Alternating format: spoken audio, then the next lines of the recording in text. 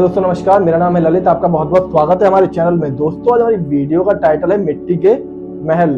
साथियों, ये कहानी है एक राजा की जिसकी कोई भी संतान नहीं थी और वह इस बात से बेहद परेशान था कि अगर संतान नहीं होगी, राजा की गद्दी है, उसका उत्तरदायित्व कौन निभाएगा, कौन इसका उत्तराधिकारी बनेगा। इसी चीज से वह बहुत परेशान था। उसे किसी ने सजेशन दिया कि एक बार किसी पंडित या संत महात्मा से जाके मिलो, क्योंकि उस जमाने में संत महात्माओं की बहुत चला करती थी। वो किसी न किसी चीज का कोई ना कोई उपाय जरूर दे दिया करते थे। तो राजा जाके एक संत महात्मा से मिलता है तो संत महात्मा उसे उपाय देते हैं कि है ना, अगर आप किसी छोटे बालक की बलि चढ़ाएंगे तो आपको अमूमन एक संतान की प्राप्ति होगी और वह लड़का ही होगा। तो साथियों, राजा इस चीज को मानते हुए अपने जो प्रजा होती है उसमें एक अनाउंसमेंट करवा देता है कि जो भी कोई अपने एक छोटे बालक की बलि देगा उसको मनचाहा धन और मनचाहा दौलत जो चाहेगा उसे वो दिया जाएगा।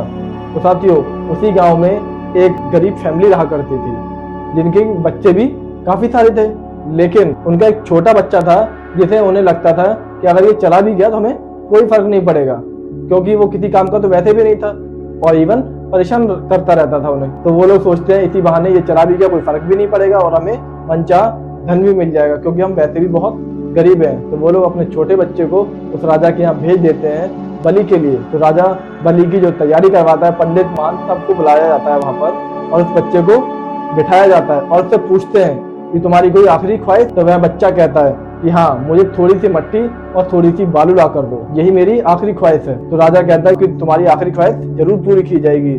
उसे थोड़ी मट्टी और बालू ला के दी जाती है। साथियों, वो बालू और मट्टी का क्या करता है, दोनों को मिला के एक छोटे छोटे 4 महल खड़े करता है और एक एक करके 1 2 3 तीनों महलों को गिरा देता है और चौथे महल के सामने दोनों हाथ जोड़ के बैठ जाता है। राजा ये सब देख के आश्चर्यचकित रह जाता है कि छोटा सा बालक कर क्या रहा है, तो अगर इसने महल बनाए तो तोड़ क्यों दिए। इन चीजों से सबको लोग परेशान हो जाते हैं, लेकिन वह बालक अपनी प्रार्थना खत्म करके खड़ा होता है और कहता है कि ठीक है, अब मेरी बलि दे दो।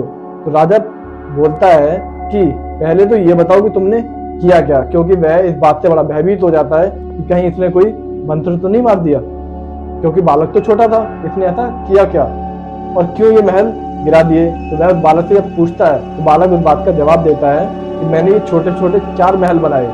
इसमें जो पहला महल था वो मेरे घर वालों का था, क्योंकि मेरी रक्षा करने का जो उत्तरदायित्व था वो मेरे घर वालों का था, लेकिन उन्होंने तो इस उत्तरदायित्व को पूरा नहीं किया।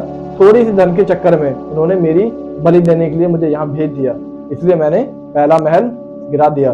जो दूसरा महल था वो मेरे रिश्तेदारों का था, जिन्हें कि मेरे घर वालों को समझाना चाहिए था, लेकिन उन्होंने भी ये उत्तरदायित्व पूरा नहीं किया, इसलिए मैंने भी दूसरा महल गिरा दिया। तीसरा महल जो था राजा था वो आपका था, क्योंकि प्रजा की रक्षा करना आपका धर्म है, लेकिन आप इस धर्म से परे हट गए और आपने तो खुद ही बलि देने के लिए बुला दिया, इसीलिए मैंने वो तीसरा महल भी गिरा दिया।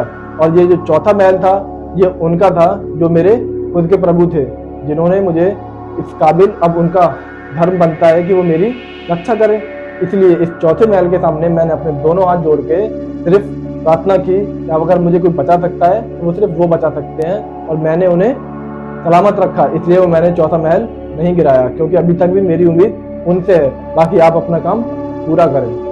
तो साथियों, राजा इस बात को सुन के बेहद परेशान हो जाता है, सोच में पड़ जाता है कि बालक इतना समझदार है, लेकिन क्या अब मैं इसकी बलि देकर कहीं ऐसा ना हो कि मुझे भी संतान की प्राप्ति ना हो और इसकी भी बलि चली जाए, एक नया पाप जो है वो मेरे ऊपर चढ़ जाए। साथियों, वह इस बात से बड़ा परेशान हो जाता है, लेकिन फिर वह सोचता है कि क्यों ना इस समझदार बालक को मैं ही गोद ले लूं और इस गद्दी का उत्तरदायित्व बना दूं। तो साथियों, इस बात का निर्णय लेते हुए वह उस बालक को गोद ले लेते हैं और राजा की गद्दी का उत्तरदायित्व बना देते हैं और कहते हैं कि अगला जो राजकुमार है वो यही है। तो साथियों, ये कहानी हमें साफ सिखाती है कि अगर आप किसी पे भरोसा करें तो पूरा करें, क्योंकि आखिरी में अगर कोई आपकी मदद कर सकता है वो सिर्फ प्रभु है। अगर आप भरोसा करते हैं तो पूरा करें, अन्यथा भरोसा करने का जो ढोंग है वो कतई ना करें। साथियों, अगर आपको हमारी वीडियो पसंद आई हो तो वीडियो को लाइक कमेंट शेयर जरूर करें। अगर आप हमारे चैनल पर नए हैं तो चैनल को सब्सक्राइब कर लीजिए। अगर आपको वीडियो की सारी नोटिफिकेशन नहीं मिलती तो बेल आइकन जरूर क्लिक कर लीजिए, वीडियो की सारी नोटिफिकेशन मिलती रहेंगी।